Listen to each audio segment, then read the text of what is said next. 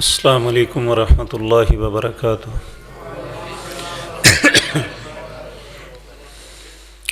ان الحمد للہ نحمده ونستعینه ونستغفره ونعوذ باللہ من شرور انفسنا ومن سیئات اعمالنا من يهده اللہ فلا مضل له ومن يضلل فلا هادی له وأشهد أن لا إله إلا الله وحده لا شريك له وأشهد أن محمدًا عبده ورسوله أما بعد فإن خير الحديث كتاب الله وخير الهدي هدي محمد صلى الله عليه وسلم وشر الأمور محدثاتها وكل محدثة بدعة وكل بدعة ضلالة وكل ضلالة في النار رب اشرح لي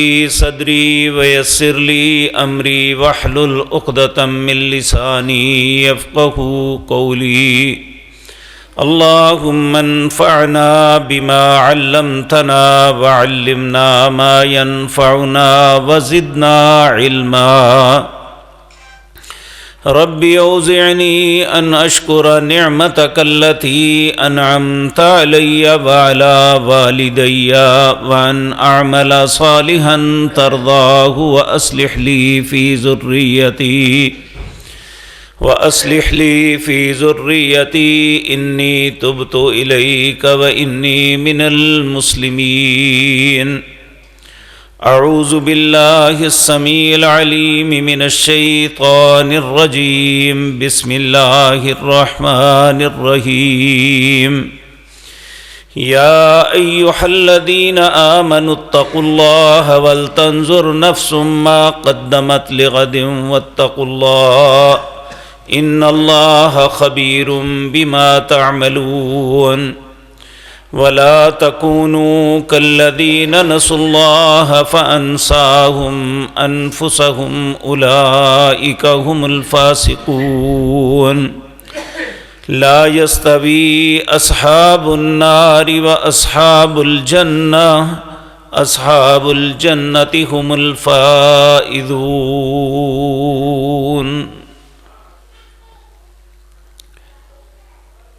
حضرات محترم، ہم جتنے بھی لوگ دنیا میں بستے ہیں سب کی زندگی کا سفر بڑی تیزی سے اپنے انجام کی طرف بڑھ رہا ہے۔ کوئی نہیں جانتا کہ وہ کس اسٹیشن پہ اتر جائے گا اور اس کی زندگی کا معاملہ ختم ہو جائے گا۔ ہم ایک سال گزار کے ایک دوسرے سال میں داخل ہو رہے ہیں۔ ویسے تو اسلامی اعتبار سے ہمارا سال محرم سے شروع ہو کے ذی الحجہ پہ ختم ہوتا ہے، لیکن چونکہ شمسی سال ہی ہمارے ملکوں میں رائج ہے، ہم اپنے دن، مہینے، گنتی، شادی، بیاہ، ہر چیز کو کم شمسی اعتبار سے گنتے ہیں۔ اس لیے بچوں سے لے کر بوڑھوں تک سب کے ذہن میں جنوری سے لے کر دسمبر ہی سال گنا جاتا ہے۔ ابھی کل کی بات ہے کہ 2025 شروع ہوا تھا، ابھی صحیح طریقے سے لکھنا نہیں آیا تو وہ ختم ہو کے چل بھی پڑا ہے، اور جو وقت گزر جاتا ہے وہ کبھی مڑ کے واپس نہیں آتا۔ دانا اور عقل مند انسان وہ ہے، آپ میں سے شاید کچھ کاروباری لوگ بھی ہوں، ہمیشہ کاروبار میں ترقی وہ شخص کرتا ہے جو اپنے سابقہ گزرے ہوئے سال کا حساب کرتا ہے اور وہ روکڑ ملاتا ہے کہ میں اس سال کیا نفع کمایا یا کیا نقصان پایا۔ ہر کاروباری آدمی جو بھی اچھا ہے اس نے سال کا ایک دن مقرر کیا ہوتا ہے، اس دن وہ حساب کرتا ہے۔ چارج شیٹ بناتا ہے، ایک طرف آمدن لکھتا ہے، دوسری طرف اخراجات لکھتا ہے۔ اگر اس کے اخراجات سے آمدن زیادہ ہو تو اس کی خوشی کا ٹھکانہ نہیں ہوتا، اگر خدا نخواستہ اس کے اخراجات زیادہ ہوں، آمدن کم ہو تو یہ نقصان اسے برداشت نہیں ہوتا۔ یہ دنیا کا معاملہ ہے، لیکن آخرت کا معاملہ اس سے بھی بڑا سخت ہے۔ میرے عزیز بھائیو، یہ بات یاد رکھیں، دنیا میں 3 قسم کے لوگ رہتے ہیں۔ ایک وہ لوگ ہیں جو کافر ہیں، اللہ کو مانتے ہی نہیں، نہ اس کے کسی رسول کو تسلیم کرتے ہیں، کرتے بھی ہیں تو وہ صحیح طریقے سے نہیں، ان کی زندگی کفر کے اندر ہی بسر ہوتی ہے۔ اللہ کو ایسے لوگوں کی کوئی پرواہ نہیں۔ اور اللہ رب العزت ایسے لوگوں کے متعلق کہتا ہے، ان الذین کفروا وماتوا وهم کفار فلن يقبل من احدهم ملء الارض۔ جو شخص کفر کی زندگی بسر کرتا ہے اور اس کی موت بھی کفر پہ آ جاتی ہے، کل قیامت کے دن جب اللہ کی بارگاہ میں پیش ہوگا تو اگر اللہ اس کے لیے عذاب کا حکم فرمائیں گے تو اللہ فرماتے ہیں اگر یہ زمین بھر کے مجھے سونا دے دے کہ مجھے چھوڑ دے، نہیں چھوڑوں گا۔ وَلَوِ افْتَدَى بِهِ، اس سے دگنا بھی کر دے تو میں نہیں چھوڑوں گا۔ اسی طرح ایک دوسرے مقام پہ اللہ فرماتے ہیں ان الذین کفروا وماتوا وهم کفار فاولئک علیہم لعنۃ اللہ والملائکۃ والناس اجمعین۔ جو کفر کی زندگی بسر کرتا ہے اس پہ اللہ کی، فرشتوں کی اور ساری مخلوق کی لعنت ہو۔ اور ایک وہ لوگ ہیں جو اللہ کی نظروں میں منافق ہیں۔ ایک منافق کا معیار ہم نے بنایا ہوا ہے، جو ہماری بات نہیں مانتا ہم کہتے ہیں یہ منافق ہے، یہ منافق نہیں ہوتا۔ منافق وہ ہوتا ہے جو اسلام میں فائدہ سمجھے تو اسلام میں، کفر میں فائدہ سمجھے تو کفر کی طرف۔ یہ اللہ کو کافر سے بھی برا لگتا ہے۔ اس کے متعلق اللہ رب العزت فرماتے ہیں ان المنافقین فی الدرک الاسفل من النار۔ یہ منافق جو ہیں سزا انہیں دوں گا لیکن کافروں سے بھی زیادہ جہنم کے سب سے نچلے گڑھوں میں انہیں ڈالوں گا۔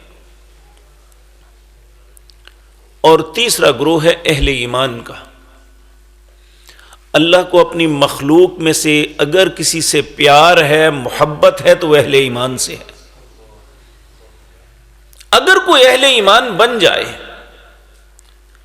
لیکن یہ بات یاد رکھیں، ایمان صرف زبان سے کہنے کا نام نہیں ہے۔ ایمان کے لیے 3 شرطیں ہیں۔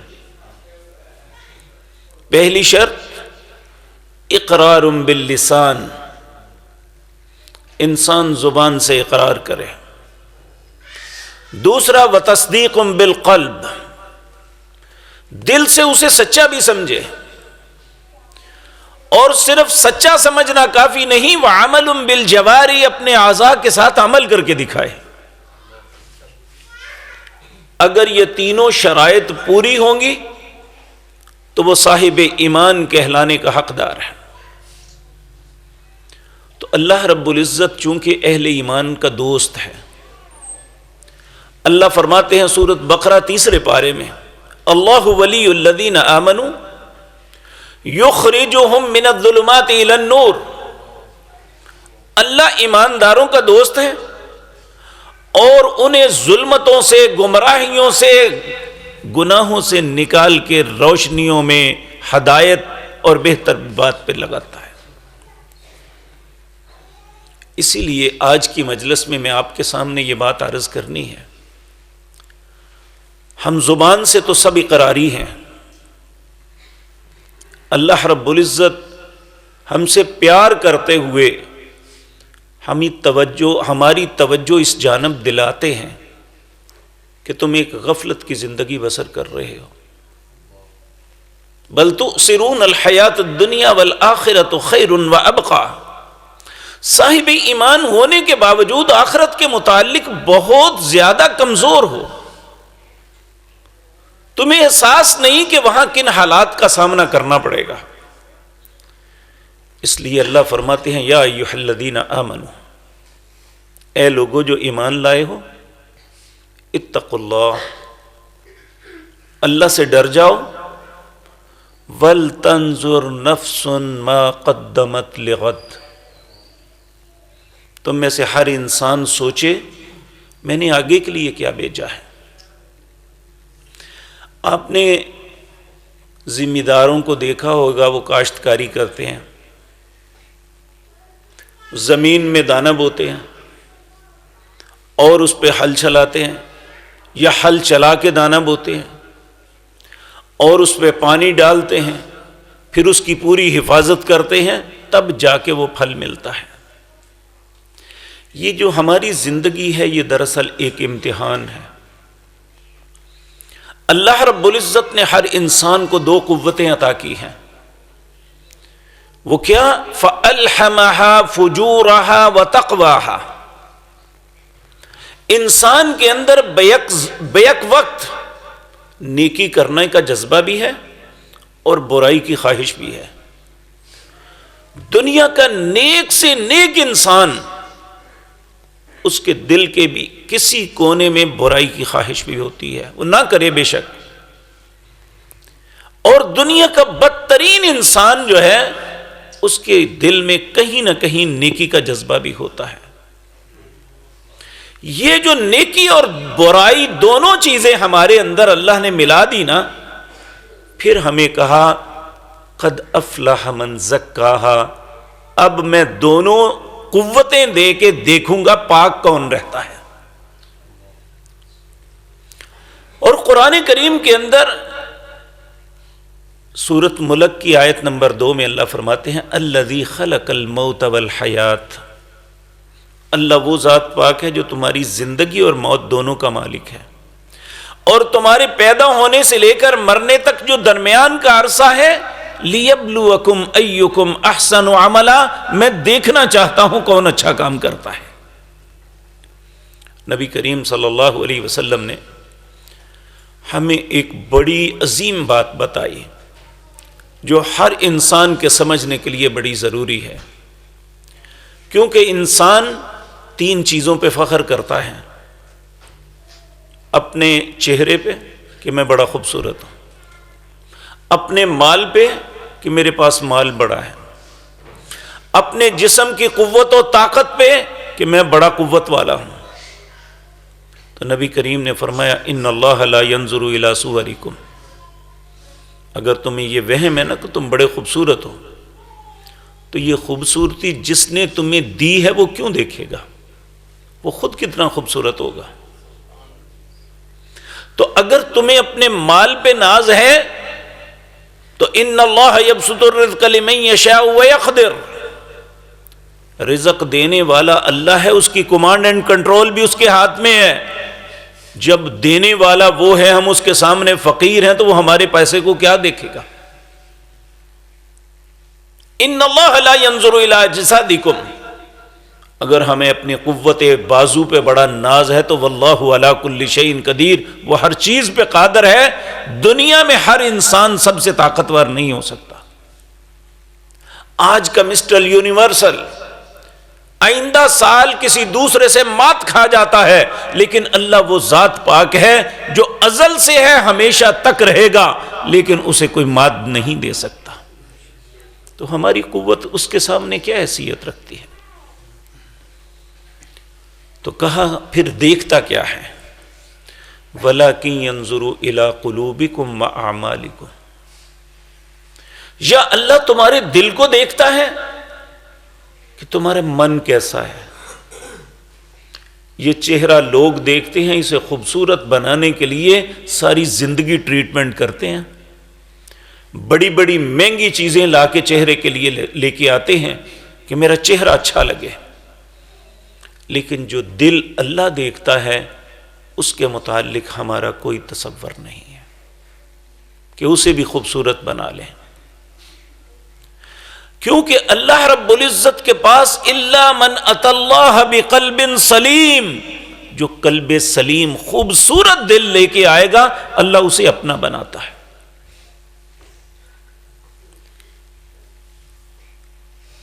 اور میرے عزیز بھائیو، اسی لیے اللہ رب العزت آج اس آزمائش کی گھڑی میں ہمیں کہتے ہیں کہ سوچو، وَلْتَنْظُرْ نَفْسٌ مَا قَدَّمَتْ لِغَدٍ، کل کے لیے کیا بھیجا ہے۔ وَاتَّقُوا اللَّهَ، پھر کہا اللہ سے ڈر جاؤ، کیونکہ ایک وقت آئے گا اس نے تمہاری زندگی کے متعلق سوال کرنا ہے۔ 18واں پارہ ہے، اللہ رب العزت کی بارگاہ میں ہر انسان، نبی کریم نے فرمایا 1 to 1 پیش ہوگا، اللہ اور بندے کے درمیان کوئی ترجمان نہیں ہوگا۔ سب سے پہلے اللہ سوال کریں گے، ہم میں سے بہت سے لوگ ایسے ہیں جو 70 سے اوپر زندگی گزار چکے ہیں، تو جتنی بھی اگر 100 سال بھی گزار لی، اللہ رب العزت سوال پہلا کریں گے، اے میرے بندے مجھے بتا، کم لبستم فی الارض عدد سنین، ذرا گن کے بتا زمین پہ کتنا وقت رہا۔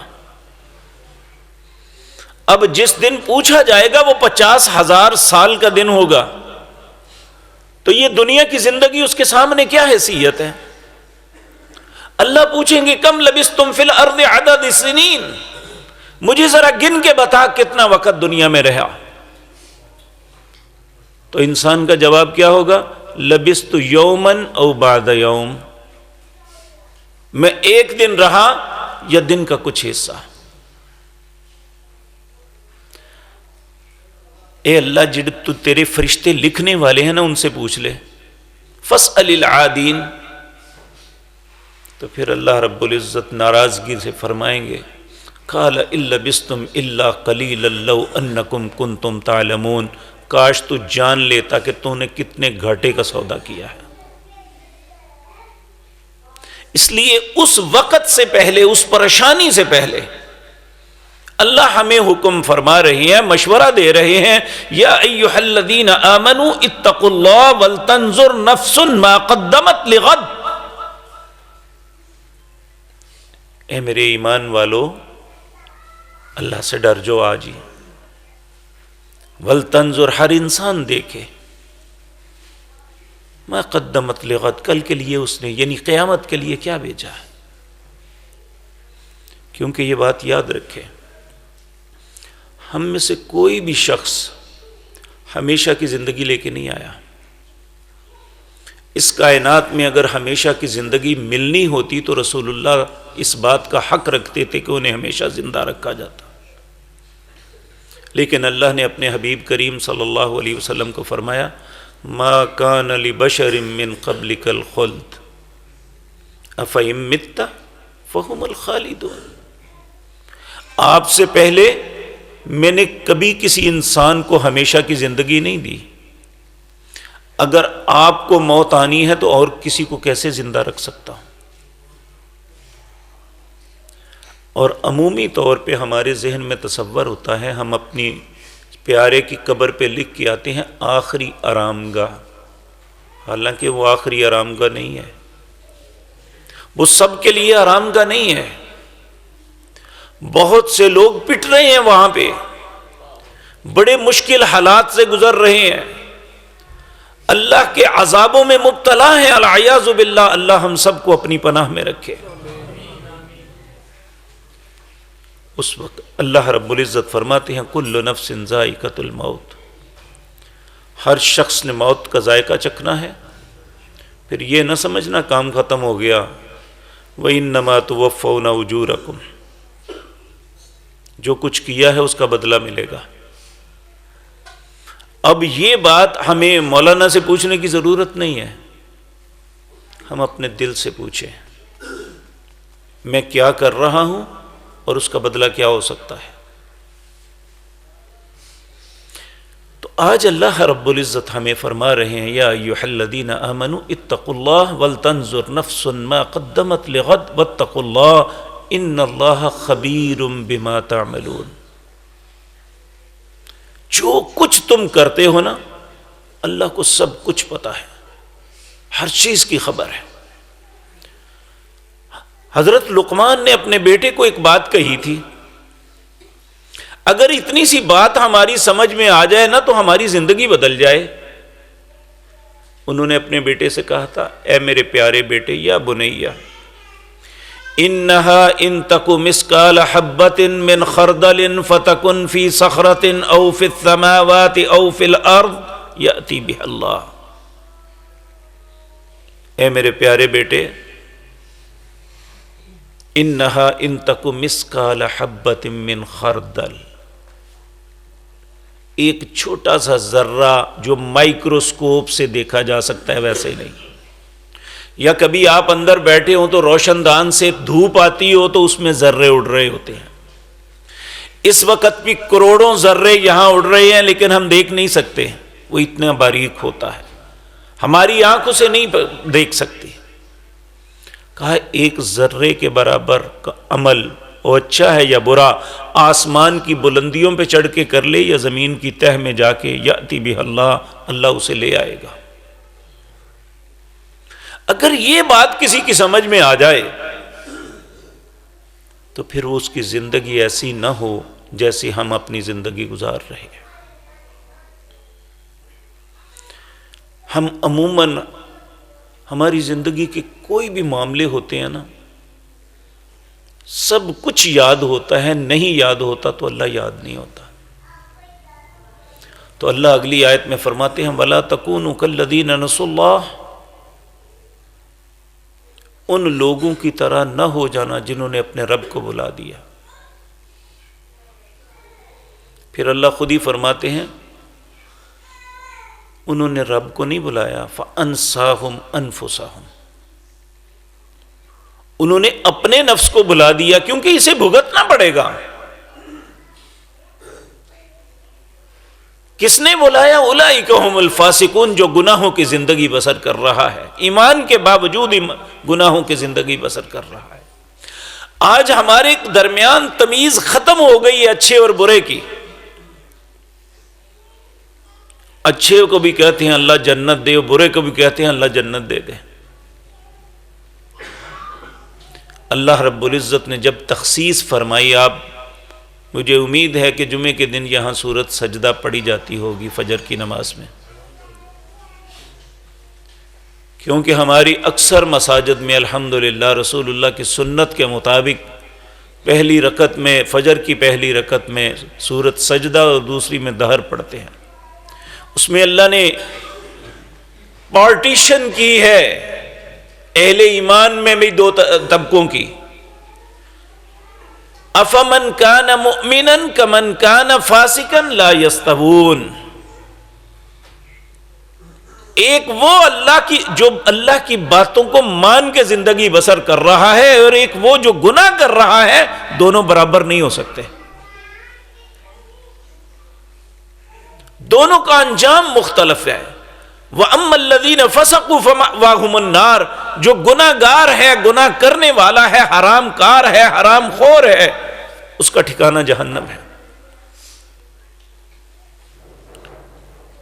جو ایماندار ہے، اللہ کی اطاعت کرنے والا، نیک عمل کرنے والا، اس کی جنت ہے. اور قیامت کے دن 3 طبقات میں لوگ ہوں گے. سورت واقعہ آپ میں پڑھتے ہوں گے، اس کے آغاز میں اللہ نے فرمایا وَكُنْتُمْ أَزْوَاجًا ثَلَاثًا. قیامت کے دن 3 حصوں میں لوگ ڈیوائیڈ ہو جائیں گے. پہلے اور دوسرے دونوں خوش قسمت ہیں.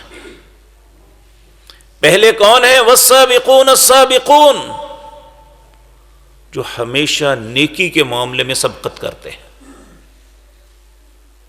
کان میں نیکی کی بات پڑ جائے دوڑ پڑتے ہیں. اولئک المقربون، یہی تو اللہ کے قریب ہوں گے قیامت کے دن. اللہ ہمیں بھی ایسا بنا دے۔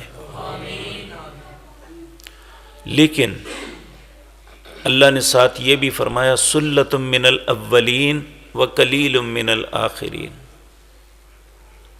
یہ جو سبقت کرنے والے نیکی کے میں، جن کے دل میں ہر وقت نیکی کا سمندر موجزن کر ہوتا ہے، یہ پہلے زمانے میں یعنی رسول اللہ کے زمانے میں، دوسرے زمانے میں، خیر القرون کے زمانے میں یہ 1/3 ہوں گے،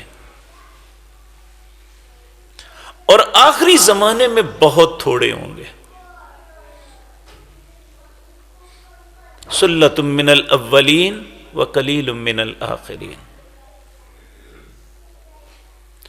اور جو انعام ملیں گے پھر اللہ نے وہ تذکرہ کیا۔ پھر دوسرے خوش نصیب وہ ہیں وہ اصحاب الیمین، دائیں ہاتھ والے، یعنی ان کا ایک ہی ہاتھ ہوگا؟ نہیں، ان کا نامہ اعمال دائیں ہاتھ میں دیا جائے گا۔ کیوں؟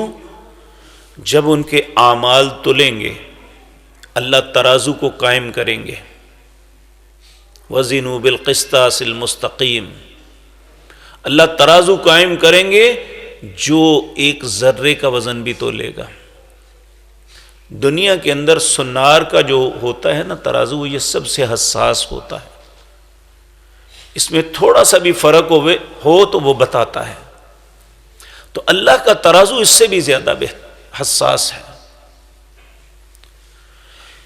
انسان کے اعمال تلیں گے، جن خوش نصیبوں کے نیک اعمال زیادہ ہو جائیں گے، برائیاں کم ہو جائیں گی، ان کا نامہ اعمال ان کے دائیں ہاتھ میں دیا جائے گا۔ اللہ ہم سب کے نصیب میں نیکی کر دے۔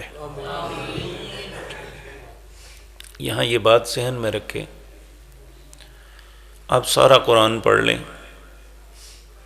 اللہ نے کہیں بھی اپنے حبیب کریم صلی اللہ علیہ وسلم کا نام لے کے نہیں پکارا، صفاتی نام لیے، یا ایھا المزمل، یا ایھا المدثر، یا ایھا النبی، یا ایھا الرسول، کہیں جگہ بھی آپ کو یا محمد کا لفظ نہیں نظر آئے گا۔ لیکن جب یہ بات کرنی تھی نا تو اللہ نے جبریل کو بھیجا کہ جاؤ میرے حبیب کے پاس اور ان کا نام لے کے یہ بات کہنا، یا محمد صلی اللہ علیہ وسلم۔ کیا کہنا؟ کہ اذان اور اقامت کے درمیان جو وقت ہے یہ قبولیت کی گھڑی ہے، اس گھڑی کے اندر 2 چیزیں مجھ سے مانگا کرو۔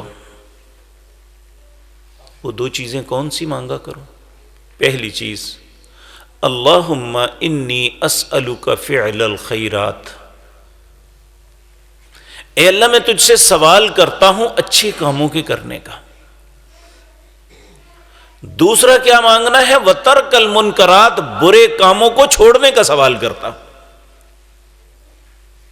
تو اللہ نے یہ حکم دیا کس کو؟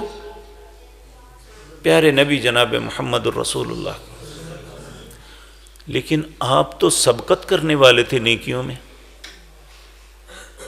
یہ حقیقتاً مجھے اور آپ کو کہا جا رہا ہے، کیونکہ ہم زندگی کے جس معاملے میں بھی قدم اٹھاتے ہیں ہم تذبذب کا شکار ہوتے ہیں۔ اگر ہمیں مفاد نظر آئے برائی میں تو برائی کر گزرتے ہیں۔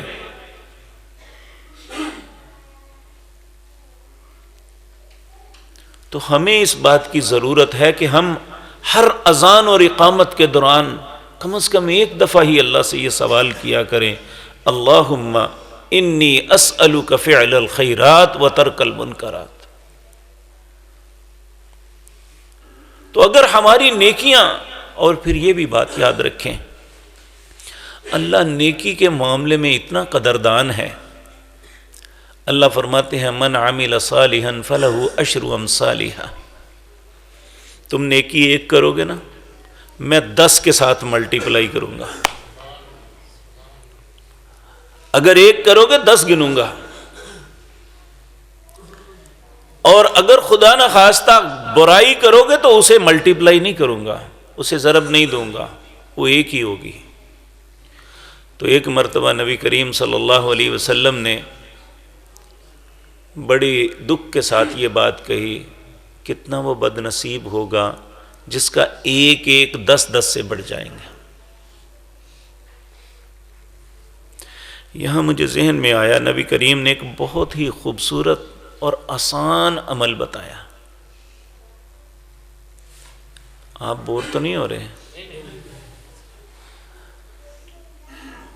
آپ نے فرمایا جو شخص ہر نماز کے بعد 10 مرتبہ سبحان اللہ، 10 مرتبہ الحمدللہ، 10 مرتبہ اللہ اکبر یہ پڑھے، 5 نمازوں میں پڑھے تو کتنی مرتبہ ہوا؟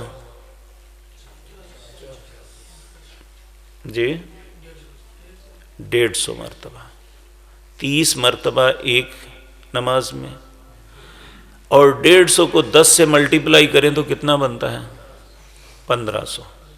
پھر آپ نے فرمایا جب رات کو سونے لگے تو سونے سے پہلے اپنے بستر پہ بیٹھ کے 33 مرتبہ سبحان اللہ الحمدللہ اور 34 مرتبہ اللہ اکبر کہے۔ یہ کتنی مرتبہ ہوا؟ 100 کو 10 سے ملٹیپلائی کریں، 1000، 1500 اور 1000 کتنے ہوئے؟ آپ نے فرمایا ایک انسان دن میں 2500 مرتبہ گناہ نہیں کرتا، لیکن یہ عمل بھی بہت کم لوگ کریں گے۔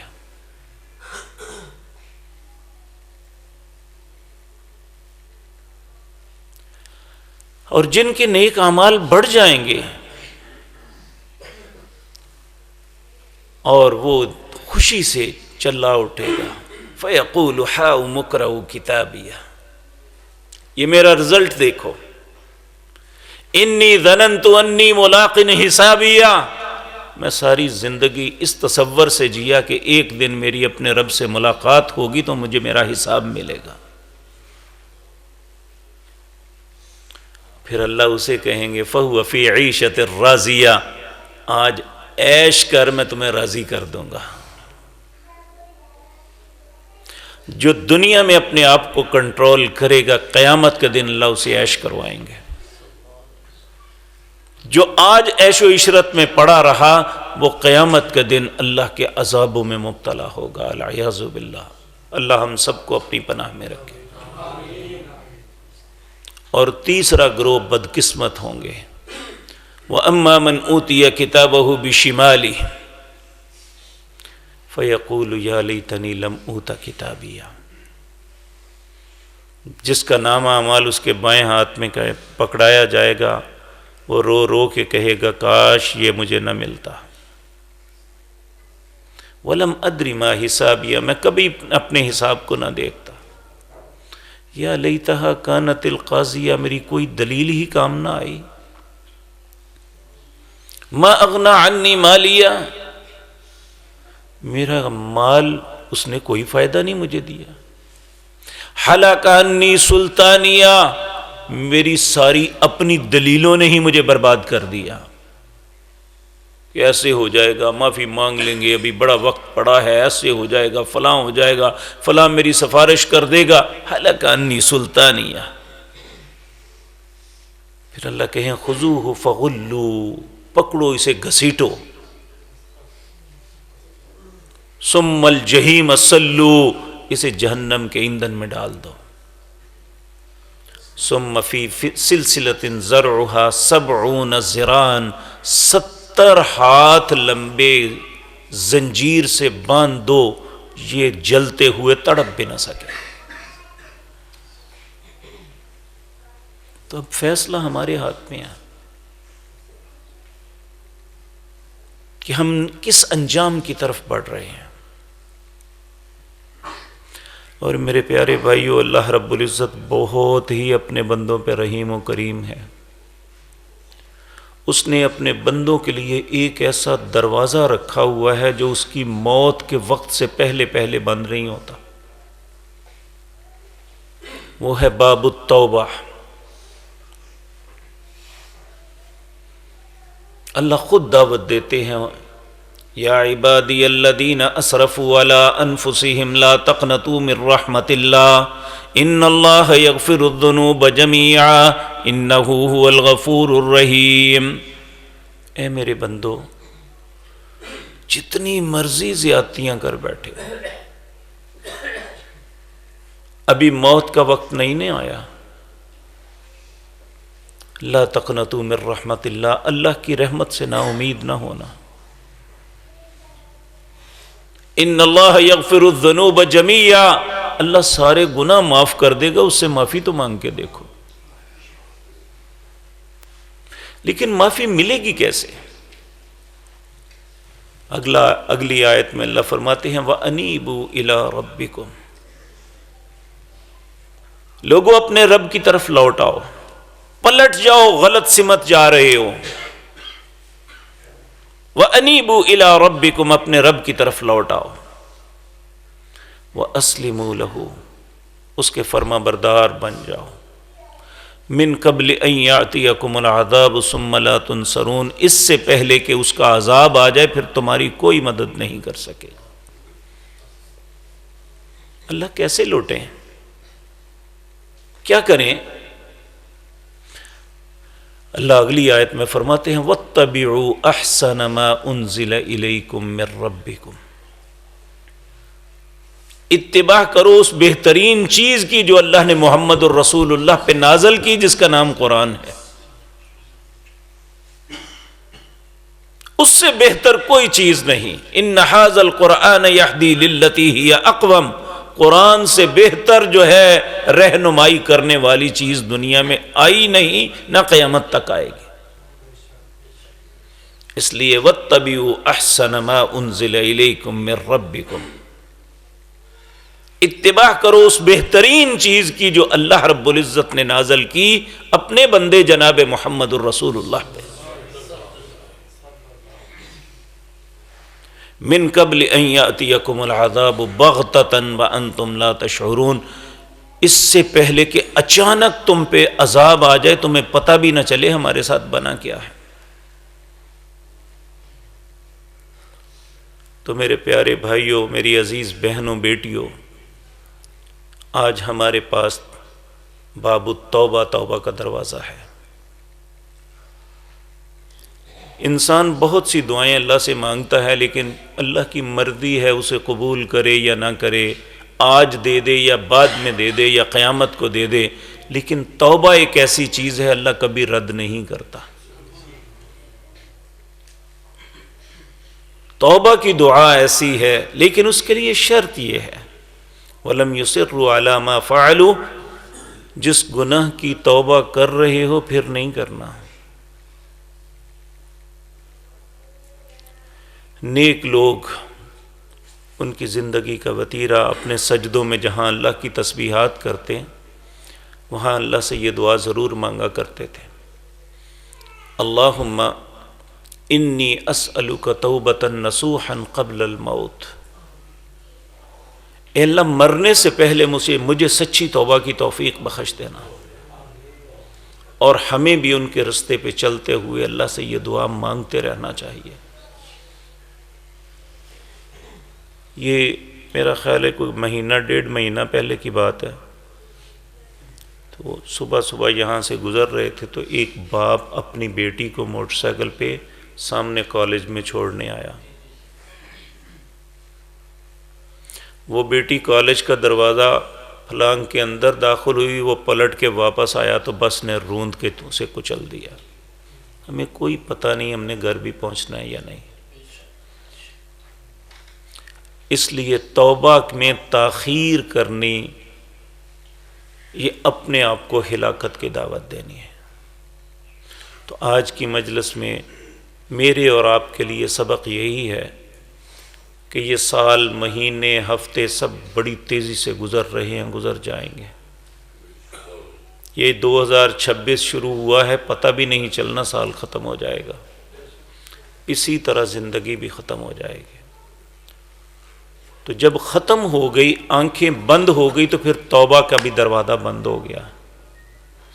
یوم لا ینفع الظالمین معذرتہم، اس دن پھر کسی ظالم کی معذرت کو قبول نہیں کیا جائے گا۔ وَلَهُمُ اللَّعْنَةُ وَلَهُمْ سُوءُ الدَّارِ، اللہ اس پہ لعنت ڈال کے برے گھر میں داخل کر دیں گے۔ اللہ ہم سب کو اپنی پناہ میں رکھے۔ تو اللہ رب العزت ہم سب کو، کیونکہ اللہ کو دو چیزیں بڑی محبوب ہیں، اللہ دو چیزوں سے بہت محبت کرتے ہیں، ان اللہ یحب التوابین ویحب المتطہرین، بے شک اللہ محبت کرتے ہیں توبہ کرنے والوں سے، اور اللہ محبت کرتے ہیں پاک رہنے والوں سے۔ الحمدللہ، اللہ رب العزت یہ دونوں نعمتیں ہمیں عطا فرما دے۔ اقول قولی ھذا واستغفر اللہ لی ولکم۔ الحمد للہ حمدا کثیرا طیبا مبارکا علی کل حال۔ الحمد للہ الذی ھدانا للاسلام وآتانا من امرنا رشدا۔ الحمد للہ الذی لم يتخذ ولدا ولم یکن لہ شریک فی الملک ولم یکن لہ ولی من الذل وکبرہ تکبیرا۔